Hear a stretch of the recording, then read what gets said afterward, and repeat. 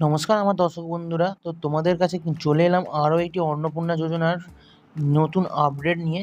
তো বন্ধুরা, তোমরা থাম্বনেল দেখে নিশ্চয়ই বুঝতে পেরেছো আমি কী বলতে চেয়েছি। তো হ্যাঁ বন্ধুরা, তোমাদের নাম কিন্তু এখনও পর্যন্ত যাদের আন্ডার ইনকোয়ারি রয়েছে তাদের কিন্তু অন্নপূর্ণার টাকা পাওয়ার চান্স খুবই কম।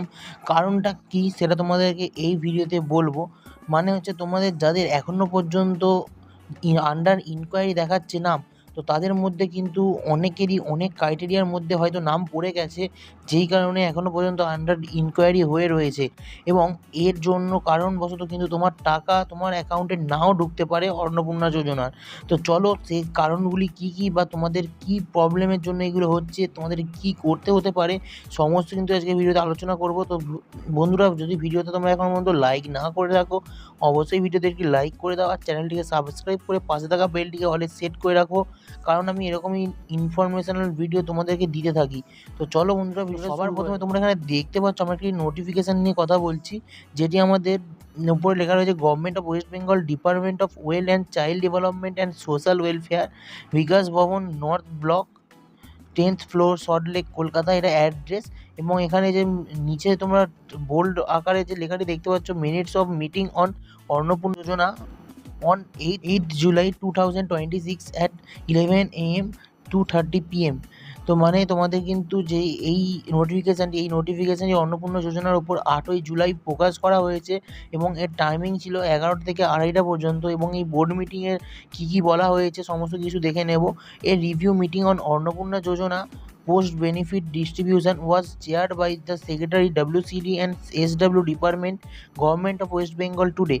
NIC team, nodal bank representative were also present. District magistrate, additional district magistrates, SDOs, BDOs officer and commissioner KMC were present in virtual mode। তো এখানে তোমরা কিন্তু বলা হয়েছে যে এই যে এই মিটিংটিতে কিন্তু তোমাদের যে বিডিও বা এসডিও বা কলকাতা বিডিও, এসডিও এবং কমিশনার যারা আছেন কেএমসি, তো তারা কিন্তু ভার্চুয়াল মোডে এই মিটিংয়ে উপস্থিত ছিলেন। এবং এখানে কিন্তু অনেকগুলো পয়েন্ট নিচের দিকে বলা হয়েছে, যার মধ্যে তোমরা দেখতে পাচ্ছ এরিন option regarding minor name change, Aadhaar change etcetera is required. মানে তোমাদের যদি কোনো ভুলভ্রান্তি হয়ে থাকে আধার কার্ড রিলেটেড, সেই এডিট অপশান কিন্তু আনা হয়েছে অফিসারদের জন্য।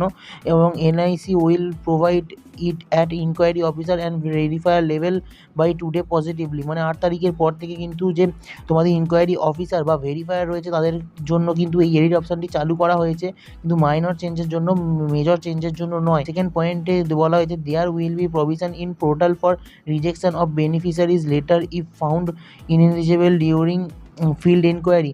মানে তোমাদের বলা হয়েছে এখানে যে আমাদের এখন কিন্তু পাড়ায় পাড়ায় এসে আশাকর্মী বা অন্য যে সরকারি কর্মচারীরা রয়েছেন, তারা কিন্তু যে বাড়ি বাড়ি এসে ভেরিফিকেশান বা ইনকোয়ারির কাজটা কিন্তু করছেন। তোমাদের ওখানে না হলে হয়তো খুবই শীঘ্রই কিন্তু চালু হয়ে যাবে। আর আশা করি ম্যাক্সিমাম জায়গায় কিন্তু চালু হয়ে গেছে, কারণ লাস্ট আমাদের ডেট দেওয়া হয়েছিল, যেটি আগের আমরা মিটিংয়ের আপনাদেরকে নোটিফিকেশান দেখিয়েছিলাম, সেখানে 10 তারিখ দেখিয়েছিল। তো এখানে বলা হয়েছে ফিল্ড ইনকোয়ারির পর যদি কিন্তু আপনার কোনো রকম প্রবলেম দেখা যায়, তাহলে কিন্তু আপনার যে অ্যাপ্লিকেশান সেটা রিজেক্ট করা হতে পারে। এবং নিচে লেখা আছে reverted application will be made available at inquiry officer level. মানে যেগুলো রিভার্টেড অ্যাপ্লিকেশান ছিল সেইগুলো কিন্তু ইনকোয়ারি অফিসাররা দেখতে পাবেন। এবং এনআইসি উইল এনশিওর বাই 9/7/2026, মানে এখানে 9ই জুলাই এর মধ্যে কিন্তু এই সমস্ত কাজগুলি যে তোমাদের এনআইসি অফিসার রয়েছে সেই এনআইসি অফিসারের কাছে অন্তর্ভুক্ত হবে। তো বন্ধুরা, এখানে কিন্তু তোমরা অনেকগুলো অপশান অনেকগুলো কিন্তু অপশানে অনেক কিছু কথা বলা হয়েছে। তো সমস্ত কিছু বলতে গেলে ভিডিওটা অনেক বড় হয়ে যাবে। তো মেন যে জিনিসগুলো সেইগুলো নিয়ে আমরা আলোচনা করে নিই। তো সব থেকে যে এই তোমাদের রিজেকশান বা তোমাদের যে আন্ডার ইনকোয়ারি থেকে যাওয়ার মেন কারণ হচ্ছে কিন্তু তোমাদের ভুল ইনফরমেশান ফিল আপ করা। মানে তোমরা কিন্তু তোমাদের হয়তো মিথ্যা ইনফরমেশান দিয়ে ফর্মটা ফিল আপ করেছিলে, তো সেই কারণে হতে পারে তোমাদের ইনকোয়ারিতে সেই জিনিসগুলো ইনকোয়ারি অফিসারের ভুল লেগেছে। তাই তোমাদের কিন্তু যে অ্যাপ্লিকেশানটি রয়েছে সেই অ্যাপ্লিকেশানটি এখনও পর্যন্ত আন্ডার প্রসেস বা তো এখনও পর্যন্ত তাই কিন্তু তোমাদের আন্ডার ইনকোয়ারি করে রেখেছে। এবং এর মধ্যে সবথেকে বড় বিষয়গুলি যেগুলো তোমাদেরকে আমি বাংলায় অনুবাদ করা দেখাচ্ছি।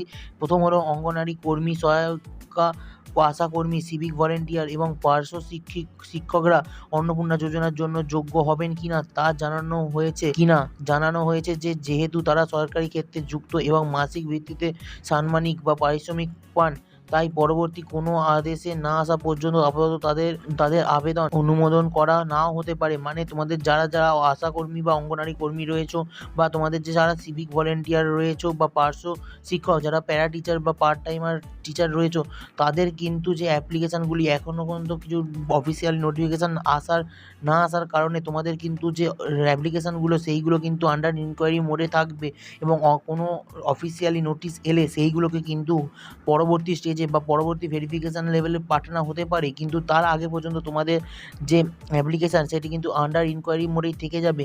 এবং তারপরে যেটা বলা হয়েছে সেটি বলা হয়েছে সরকারি কর্মচারী, পেনশনভোগী, আয়করদাতা পরিবারের সদস্যরা এই যোজনার অন্তর্ভুক্ত হবেন কিনা। যেহেতু মূল বিশ্বস্ত পরিবারের সদস্যর কথা বলা নেই, তাই স্পষ্ট করা হয়েছে যে এই ধরনের পরিবারের আবেদনদের আপাতত অনুমোদিত তালিকায় অন্তর্ভুক্ত নাও করা হতে পারে। প্রকৃত অভাবী এবং যোগ্য মহিলাদের অগ্রাধিকার দেওয়া উচিত। এই বিষয়ে শীঘ্রই একটি স্পষ্ট করে নির্দেশিকা জারি করা হবে। মানে এখানে বলা হয়েছে যদি তুমি সরকারি কর্মচারী বা পেনশনভোগী বা আয়করদাতা বা তোমাদের পরিবারে যদি কেউ এরকম থেকে থাকে, তাহলেও কিন্তু তোমার যে অ্যাপ্লিকেশানটি রয়েছে সেই অ্যাপ্লিকেশানটিকে অগ্রাধিকার নাও দেওয়া হতে পারে। তো এখনও পর্যন্ত কিন্তু স্পষ্টভাবে সেটাও জানানো হয়নি। তাই তোমাদের এই সমস্ত যদি ক্রাইটেরিয়ার মধ্যে তোমরা পড়ে থাকো, তাহলে তাও কিন্তু তোমার যে অ্যাপ্লিকেশানটি রয়েছে সেটি আন্ডার ইনকোয়ারি থেকে যেতে পারে। এবং তার সঙ্গে সঙ্গে বলা হয়েছে প্রকৃত অভাবী বা যোগ্য মহিলাদের এই অগ্রাধিকার দেওয়া উচিত। এবং এই বিষয়ে যে সেই স্পষ্টীকরণ না আসা পর্যন্ত কিন্তু তোমাদের যে অ্যাপ্লিকেশানটি রয়েছে সেটি আন্ডার ইনকোয়ারিতে থাকতে পারে। তো তোমরা এই বিষয়ে কোনো চিন্তা করো না। যদি কোনো অফিসিয়ালি নোটিফিকেশান আসে আমি তখনই তোমাদের জানিয়ে দেবো, এবং তাতে কী বলা হচ্ছে সমস্ত কিছু তোমরা জানতে পেরে যাবে। এবং 3 নম্বর পয়েন্ট এখানে দেখতে পাচ্ছ, এছাড়া জিএসটি দেওয়া পরিবার, 3 বা তার বেশি ঘর থাকা পরিবার অথবা 50 ডেসিমেলের বেশি জমি থাকা পরিবারের মহিলাদের আবেদন বিবেচনা করা হবে কিনা তা নিয়ে প্রশ্ন ওঠে। স্পষ্ট জানানো হয়েছে যে এই ক্ষেত্রে 19/5/2023 তারিখে যে 2411 WCD নম্বর বিজ্ঞপ্তি অনুযায়ী তদন্ত করতে হবে, এবং এই অনুযায়ী কিন্তু সুপারিশ পাঠাতে হবে। মানে এখানে বলা হয়েছে আমাদের যে 19/5 অর্থাৎ 19শে মে যে বিজ্ঞপ্তি জারি করা হয়েছিল, নোটিফিকেশান জারি করা হয়েছিল, সেখানে কিন্তু বলা হয়েছিল যে যারা কিন্তু জিএসটি যাদের কিন্তু পরিবারের জিএসটি রয়েছে, বা তাদের 3 বা তার বেশি পাকা বাড়ি আছে, অথবা যাদের 50 ডেসিমেলের বেশি জমি আছে, সেই সমস্ত মহিলারা আবেদনকারীরা তাদের টাকা পাবে কিনা সেই সম্বন্ধে কিন্তু বলা হয়েছে যে তারা কিন্তু টাকা পাবে।